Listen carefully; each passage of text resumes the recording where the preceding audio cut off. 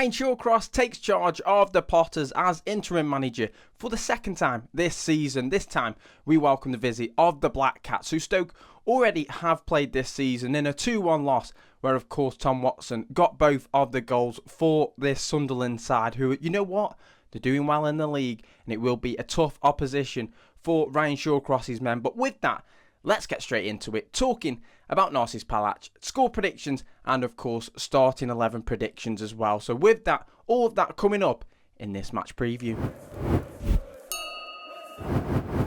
So up first, of course, the big news that came out yesterday, well, 2 days ago, was of course Narcis Pelach being, sacked or departing the club.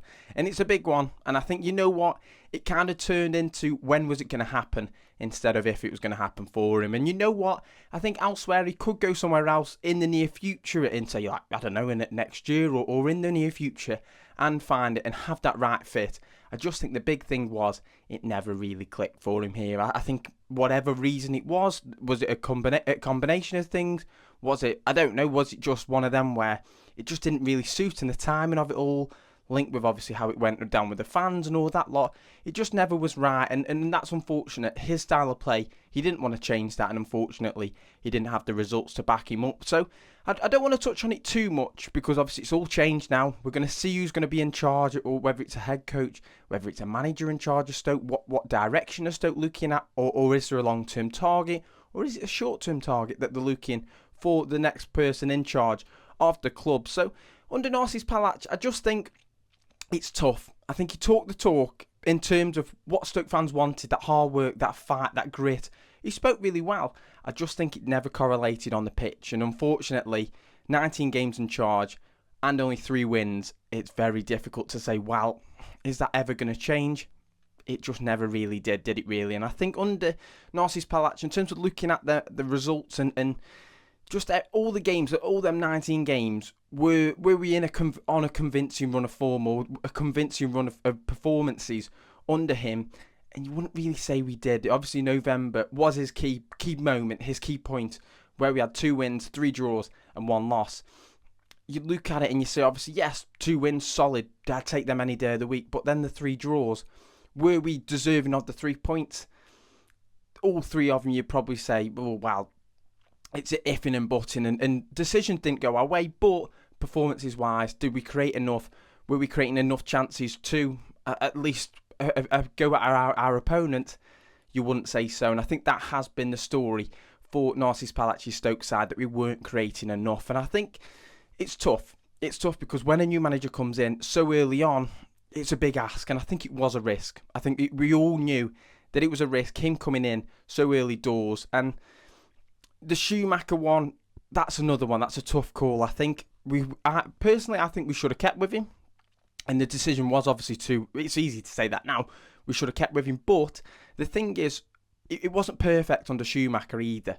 We had the Oxford game, we've had the Watford game this season where we weren't good enough. And that was when Schumacher was in charge. But we saw glimpses last season as well, under Schumacher, where we looked a real decent side and he was getting the best out of the players.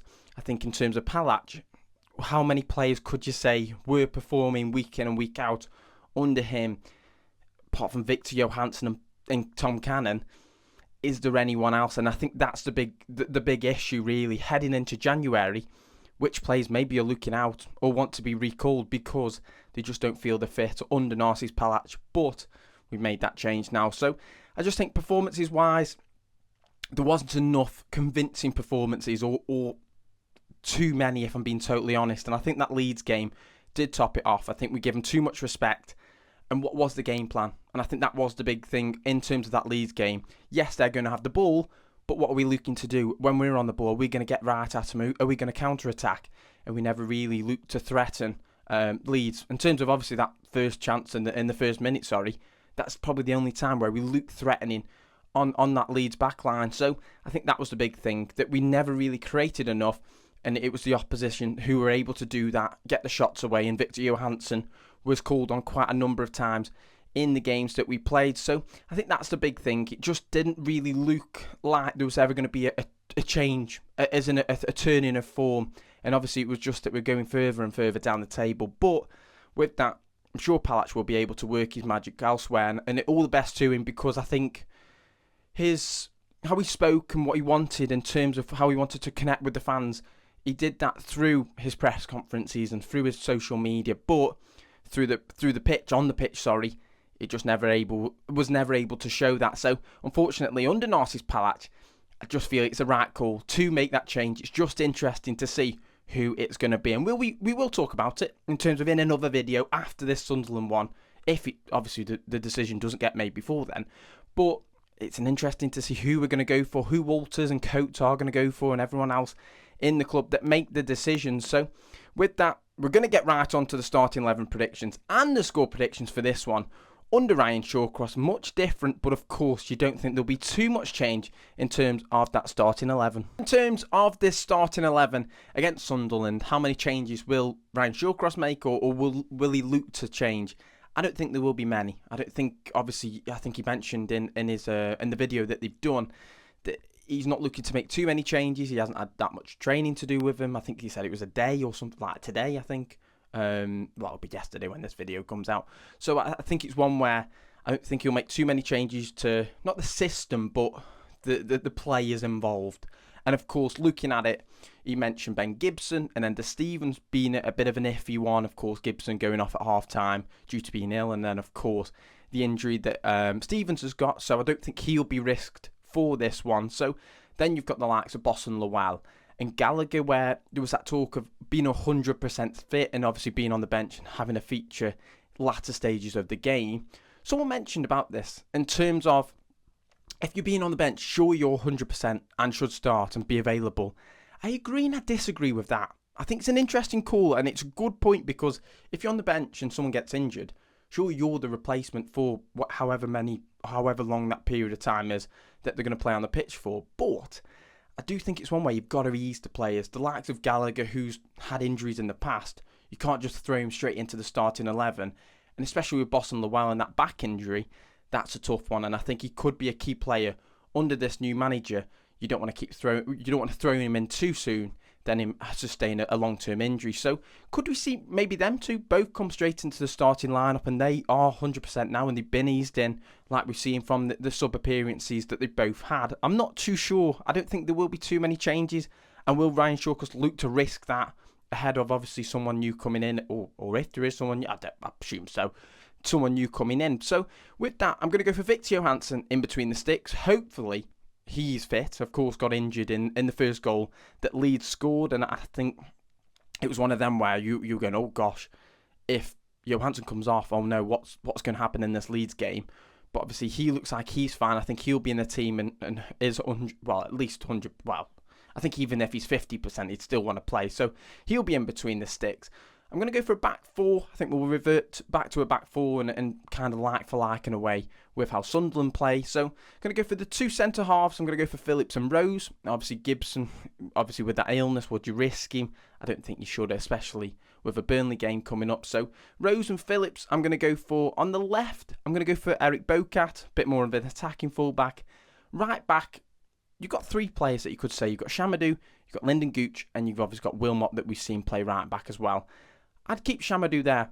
And you know what? Two attacking fullbacks could work, but obviously could be our negative as well. But I think we obviously saw in that first chance in the first minute against Leeds, Shamadou played a big part in that. And I think he in a way, deserves to play right back in terms of that chance and what he could bring to the table if we're going to go aggressive against Sunderland. So I'll go for them two as your two fullbacks. And then in the midfield, the double pivot, I'm going to go... I'm not sure. Obviously, Lowell could come in. It's obviously who would you then replace for him. But I do think we're going to be on the ball in this one. Have a bit more possession than we did against Leeds. So I think Tatsuki Seka will come back in. And then I'll play Berger as well. I think, you know what? I think we can see a different side to Berger now. It's in one that we're going to see, that was like last season, sorry. It's going to get stuck in, but also work his magic and get on the ball and maybe even have a couple of shots from outside the box. And that's what we need. Just have a shot or create a half chance for yourself. And we've seen Berger can do it. He scored last season from outside the box. Yeah, I'm pretty sure he did. But something like that, I think hopefully he's able to reignite. And I think them two in that double pivot could work. And then ahead of him in the 10, I'll go for Andrew Moran. possibly Gallagher that works alongside Cannon, but I think maybe a 3 in the midfield where Moran's not playing as high as he normally does could help us a little bit better, especially in that midfield with the battles that Sunderland midfield that will give them tomorrow. So I keep saying tomorrow, that will give them today. So I'm going to go Moran in that 10 as well. Either side of them, I'm going to go Jono back in the side on the left. On the right, I'm going to go for Kumas, but of course Gallagher has played on the right, or has played on the wing, sorry. For Blackburn, could he maybe move to the wing? I'm not too sure. Do you want to risk him? Quite possibly, I'm not too sure. But I would go for Kumas there on the right, of course, with Manu injured and out for a long period of time. So then, Tom Cannon leading the line. Not too many changes in this one, and of course, reverting back to a 4 at the back. You've obviously got Lyndon Gooch that would make way for that. Trying to think who else would make way from that following that game. It would be Gibson, obviously, who makes way as well. So it could be Wilmot that obviously comes out as well. Be interesting to see if Boss and Lowell and Gallagher come into the frame. Of course, he absolutely could do, because we know what them two can bring to the table. But of course, are they 100% fit? I think that's the call that Ryan Shawcross is going to make today in terms of what he saw on that training pitch. So that's the starting 11 I'm going to go for against this tough Sunderland side. Now, in terms of a score prediction, I feel like every time I do it or attempt to do the score predictions, I'm miles off it. I have an absolute stinker, and I'm just like, Sam, why have you gone? Have you gone too optimistic and thinking there's going to be an upturn in form? But the difference maker is there's been a managerial change, or there's been a difference, and maybe that tiny bit of spark that's going to be in the ground, that obviously a little bit more optimism, that we might go a little bit more attacking and create more chances, maybe is the difference maker. I'm not sure. Obviously, since Sunderland played us at their place and got that 2-1 win, they've been doing well. They're unbeaten in is it 5 or 6? I think it's 5, I think. Winning 3, including our game, and then drawing 2 or 3 or something like that. So, you know what?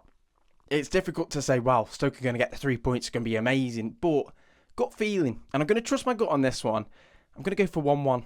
And you know what? Maybe Sunderland deserve to win it and take away a good 3 points away from home. But a battling performance under Ryan Shawcross that gets the fans back on the side, you'd love to see it. And you take a point any day of the week, of course, heading into that Burnley clash on New Year's Day as well. So that's what I'm going to go for. Is that too optimistic? Am I going, well, hang on. Sam, we haven't won in what is it, 8 or 9, something like that, since November, early November. We're going to get a point against Sunderland, who have a lot of quality in their side. That is optimistic. And you know what? I think that, I don't know, I've said 1-1, and now I'm going to say I think there's going to be goals, but 2 goals isn't loads. It's like a 2-2, and there's quite a few goals, and it's quite entertaining.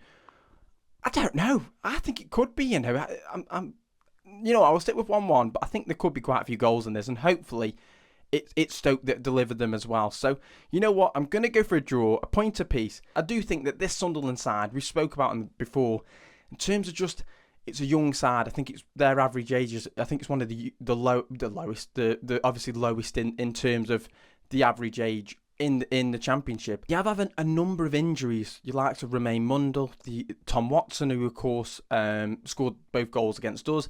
At their place, he's injured as well. So, you know what? They've lost a tiny bit of quality, but have a lot of quality still in their squad. You look at that midfield, the likes of Chris Rigg, the likes of Joby Bellingham as well. The young squad, but with a lot of quality and a lot to deliver.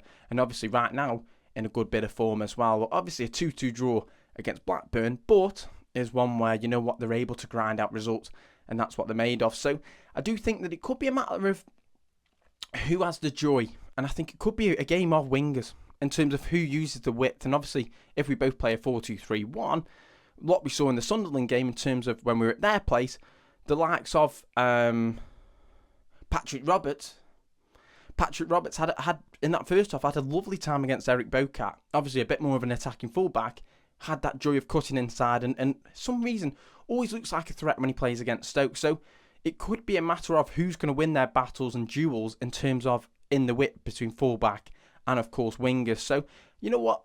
I think, could it be end to end, or will it be a dominant performance from Sunderland? I'm not too sure, but we know one thing, that this Sunderland side, they battle. The likes of Luke Ballard, just mix both players together. Luke O'Nien and Dan Ballard, you know what, they're going to be a strong team. They're going to be a battling team that are going to get in our face. The likes of Alter Berger can obviously do that for us as well. So it could be a battling one. It could be a bit of a scruffy game. And one where hopefully we're able to go on a positive side and come out of this one heading into Burnley game with a little bit of momentum. But you know what? I don't know. Are you optimistic, or are you just feeling a little bit like, oh, I'm not sure how this game's going to go? But you know what? It's something different, and we'll see what the club are looking at in terms of a new head coach or manager, in terms of who are they going to look at. But we're against the Black Cats at home. Maybe something different is on the way for the Potters. We'll have to see. But until then, we'll see what happens at 3 o'clock. Until then, I'll see you guys next time.